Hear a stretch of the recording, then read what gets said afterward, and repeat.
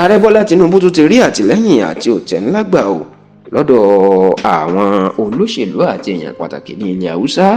tó sì jẹ́ pé ó ti ń fojú hàn wípé nǹkan yóò ṣẹnu rè fún ààrẹ Bọ́lá Ahmed Tinubu lásìkò ètò ìdìbò ọdún 2027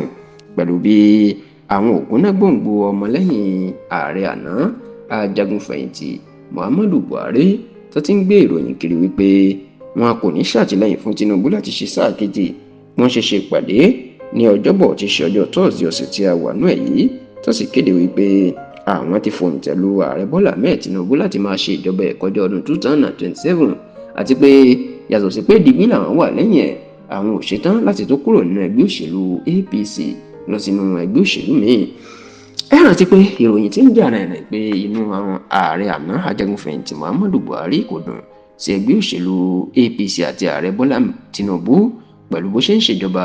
tí wọ́n lò ń yẹ̀yẹ́ ìjọba ẹ̀ tó sì tún ju àwọn tó ń ṣèwádìí àwọn kan tó jọ ṣe ìjọba. bákan náà iná láwọn ọmọlẹ́yìn Buhari tọ́jọ́ wà nínú ẹgbẹ́ CPC tẹ́lẹ̀ kan tó di APC wọ́n ní wọ́n ti fẹ́ yà kúrò nínú ẹgbẹ́ òṣèlú APC eléyìí sì ni wọ́n ló jẹ́ kẹ́rù máa bà Tinubu nítorí pé àwọn ẹgbẹ́ CPC ti Buhari wọ́n lẹ́nu dáadáa wọ́n sì lérò lẹ́yìn ní ilẹ̀ Haúsá eléyìí gan ló jẹ́ káwọn gómìnà ẹgbẹ́ òṣèlú APC kọ́kọ́ lọ bẹ̀ Buhari nílé ẹ̀ ní ìlú Kaduna tó ṣẹ̀ṣẹ̀ kó lọ tí Buhari sì sọ fún wọn pé òun ò lè dá ẹnikẹ́ni dúró láti kúrò nínú ẹgbẹ́ òṣèlú APC. eléyìí ló máa mú ìbẹ̀rùbojo wá fún Tinubu àti àwọn alátìlẹyìn ẹ̀ ṣùgbọ́n ní báyìí ó dà pé dúdú lọ́sàn yóò so àwọn ọmọlẹ́yìn Buhari nínú ẹgbẹ́ òṣèlú CPC wọ́n ṣèpàdé lọ́jọ́bọ̀ tí ṣe tọ́sídẹ̀ẹ́ ọ̀sẹ̀ tá a wà nú ẹ̀ yìí wọ́n sì fòǹtẹ̀ lu Tinubu fún sáà kejì bẹ́ẹ̀ ni wọ́n kéde pé digbí làwọn wà lẹ́yìn ẹ̀ o àwọn ò padà lẹ́yìn ẹ̀ àti wípé àwọn kò ní fi sílẹ̀ àwọn yóò sì ṣàtìlẹ́yìn fún sáà kejì.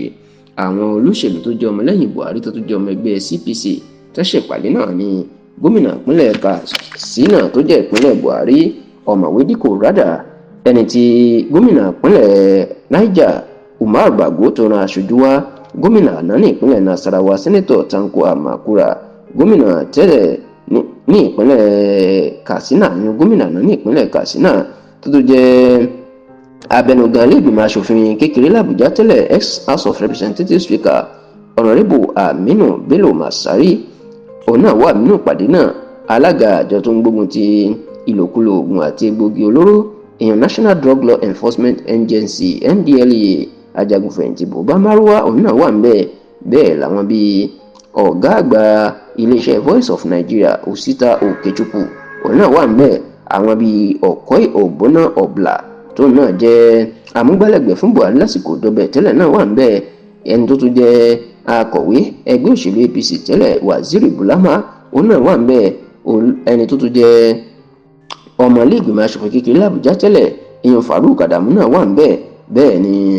abẹnugan ilé-ìgbìmọ̀ asòfin kékeré làbújá lásìkò yìí Tajudeen Abbas òun náà ran aṣojú wá bẹ́ẹ̀ ni mínísítà ọ̀rọ̀ ilẹ̀ òkèrè lórílẹ̀‐èdè lásìkò yìí ìyún